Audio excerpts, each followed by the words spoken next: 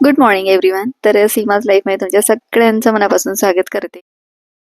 बऱ्याच दिवसांपासून की दीदी मागे लागली होती की मला कान टोचून घ्यायचे. तर ऑलरेडी तिचे आहेत टोचलेले, पण तरीही तिला करायचं होतं आणि म्हटलं चल मग आदल्या दिवशी संध्याकाळी तिला बाहेर नेलं होतं आणि इकडे ते ज्वेलर्स आहेत त्यांच्याकडे गनने वगैरे टोचून मिळतात. तर म्हटलं चला आणि मग काय बाईने केलं मग, कारण गनने की नाही खूप जास्त काही त्रास होत नाही आणि पटकन होतं. तर म्हटलं चला. तर एका बाजूचा कान की नाही तिचा बुजला पण होता, मग तोही मला करून घ्यायचा होता, कारण एकाच कानातलं होतं तिचं. म्हणजे कानातले घालतो त्या ठिकाणी नाही, त्याच्या वरचा पोर्शन. तर या ठिकाणी कान वगैरे टोचून झाले आणि हा दुसऱ्या दिवशी सकाळचा ब्लॉग आहे. तर मस्त उठण्याने वगैरे आंघोळ केली, सकाळी फ्रेश झाले आणि नंतर म्हटलं चला मस्त गणपती मंदिरात जाऊन येऊया. म्हटलं खूप असं पॉझिटिव्ह वाटतं ना सकाळी सकाळी मंदिरात गेलं की. जवळजवळ 8:30 वाजले होते आणि खूप छान वाटत होतं, जास्त गर्दीही नव्हती. बऱ्याच वेळ मी इकडे मंदिरात बसले, त्यानंतर इकडे नदी किनारी बसले. इकडे बोटिंग वगैरे आता सध्या बंद आहे. तर इकडे नंतर मग महादेवांचं दर्शन घेतलं आणि 1-2 फोटोज काढले. त्यानंतर मग आले घरी. म्हटलं चला आता बाकीच्यांचं मग आवरायला लागेल. म्हटलं राज आणि दीदी ते काही आले नव्हते सोबत. तर म्हटलं चला मग घरी आले आणि दीदीला की नाही ब्राऊन कलरची मेहंदी लावायची होती. तर मी हिला की नाही चहा पावडर असते ना, तर ती थोडीशी उकळून घ्यायची अर्धा ग्लास पाण्यात आणि मग ती घालायची. छान असं कंडिशनर होतं त्याच्याने आणि मेहंदी पण छान बसते केसांना. तर तीच लावणार होती, कारण हेअर कलर वगैरे मी काही तिला वापरत नाही अजून. आणि केस म्हटलं आत्तापासून नको, म्हटलं ते जास्त हार्मफुल असतात. तर त्यामुळे म्हटलं त्यामध्ये पाणी घातलं मग चहाचं आणि मस्त एकजीव करून घेतला आणि त्यानंतर मग तिला केसांना लावून देणार होते. पण त्याआधी की नाही थोडं अर्धा तास मी तिला म्हणजे अशी भिजवून ठेवणार होते आणि त्यानंतर मग ते केसांवर लावून देणार होते. तर इकडे की नाही आज सुट्टी आहे बरं का, पण तरी पण आहोंचं काम चाललेलं आहे. सुट्टी जरी असली ना तरी मग ते घरीच त्यांनी ऑफिस तयार करून घेतलं. इकडे बसलेत मग ते. मग स्वयंपाक होईपर्यंत म्हटलं की काम करतो. म्हटलं ठीक आहे. मग आता इकडे माझा चालला होता स्वयंपाक आणि हो, अजून एक गोष्ट म्हणजे आज की नाही आहोंचा बर्थडे.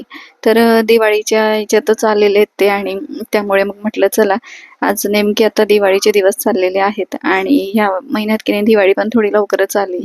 बऱ्याच वेळा नोव्हेंबरमध्ये येत असते, पण ह्या वर्षी की नाही ऑक्टोबरमध्ये आलेली. तर म्हटलं चला मग आता इकडे माझी स्वयंपाकाची तयारी चाललेली होती आणि म्हटलं आज बर्थडे तर थोडंसं काहीतरी करूया म्हटलं गोडधोड. पण मग ते म्हटले की नको जास्त काही करू नकोस. मग इकडे की नाही म्हटलं चला आपण आज मस्त गवारीची आपलं याची वालची भाजी करूया म्हटलं. घेवडा पण म्हणतात त्याला काही जण. मग तेच आता शेंगदाणे वगैरे इकडे आता तव्यावर टाकले भाजायला. त्यानंतर मग काय करणार होते, डाळ भात आणि तेच करणार होते त्यासोबत. आणि इकडे आता शेंगा पण मी निवडून छान धुवून घेतल्या आणि त्यानंतर मग उकळून घेतल्या थोड्या पाण्यात. उकळून घेतल्या म्हणजे ना पटकन शिजतात. मग इकडे जिरे मोहरीची फोडणी दिली तेलात. त्यानंतर कांदा घातला. कांदा छान परतून झाला ना की मग त्यामध्ये आपल्याला लसूण कोथिंबीरची पेस्ट घालायची, हळद घालायची अर्धा चमचा. त्यानंतर धनेपूड घालायची, लाल तिखट घालायचं, टोमॅटो घालायचं आणि छान असं परतून घ्यायचं. पटकन होऊन जाते आणि खूप टेस्टी लागते ही भाजी. सुकी करायची अजून छान लागते.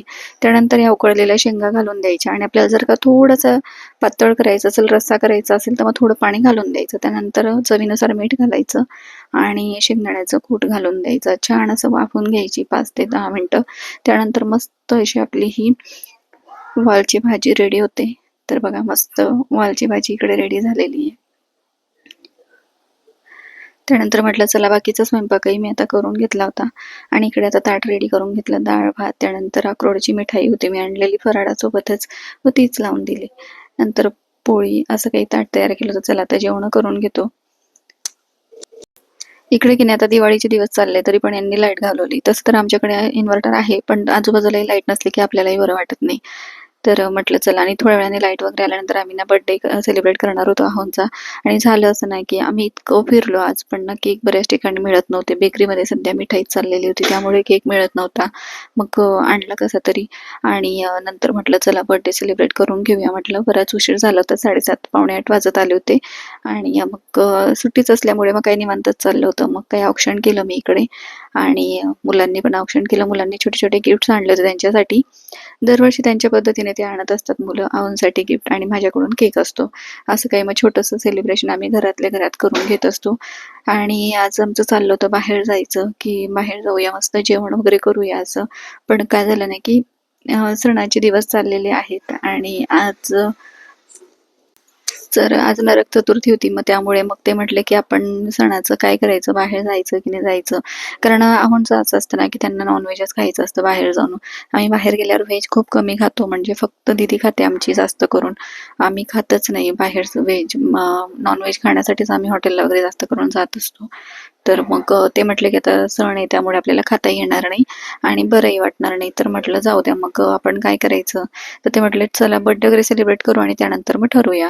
मग इकडे आता मस्त केक कटिंग करून घेतलंय.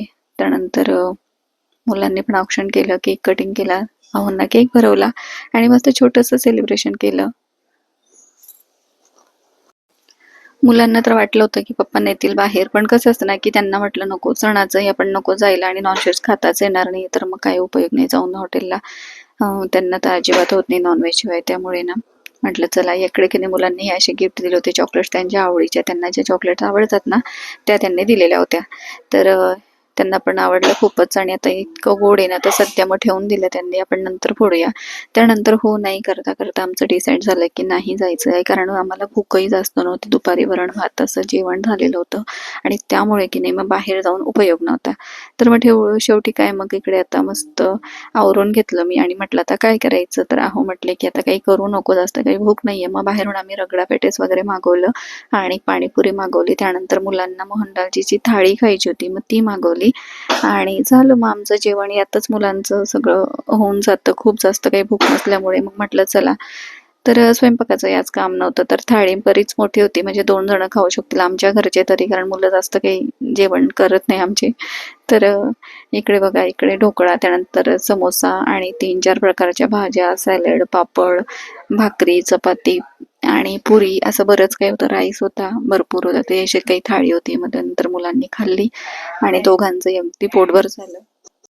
मग काही जेवण वगैरे आटोपली आणि कसं आहे ना की स्वयंपाक जरी नसला ना तरी इतर कामं आवरून घ्यायला लागतात. मग किती मोठा गॅस क्लीन करा, कारण दुसऱ्या दिवशी की नाही पुन्हा लवकर उठायचं होतं दिवाळी असल्यामुळे. तर इकडे की नाही त्या पार्सल सोबत असे काही चमचे आले होते, ते मी सांभाळून ठेवते. नंतर मग कसं आहे ना की बाहेर वगैरे कुठे फिरायला गेलो की त्यावेळेस सोबत घेत असते मी, कामी येतात मग ते. तर तुम्ही पण ठेवतात का? मला तर अशी सवय आहे, काही असे असले ना चमचे वगैरे किंवा काही, तर मी ते सांभाळून ठेवत असते. तर चला, आणि इकडे की नाही रात्री सगळं आवरून झाल्यावर ना थोड्या वेळ बाल्कनीत बसते मी. खूप छान वाटतं असं लाइटिंग वगैरे आणि आकाशकंदील, त्यानंतर बाहेर पण लाइटिंग्स दिसतात, तर खूप मस्त वाटतं. तर म्हटलं चला थोड्या वेळ बसूया. त्यानंतर दीदी पण आली होती, तिचं चाललं होतं मेहंदी काढणं. तर इकडे बसल्या बसल्या कसं आहे ना की आता सण जवळ आलाय आणि अजूनही आमचे आई बाबा आलेले नाही. तर बऱ्याच जणांना प्रश्न पडला असेल, कारण दरवर्षी ते येत असतात दिवाळीला, पण ते सध्या की नाही आताच गणपतीला येऊन गेले होते आणि ते म्हटले की ह्या वर्षी काही जमणार नाही यायला. तर म्हटलं ठीक आहे, मग आता सण वगैरे झाल्यावर बघूया, म्हटलं आपण तिकडे जायचं का काय, कारण म्हणजे चाललं होतं आहोंचं की आपण जाऊया दिवाळी झाल्यानंतर.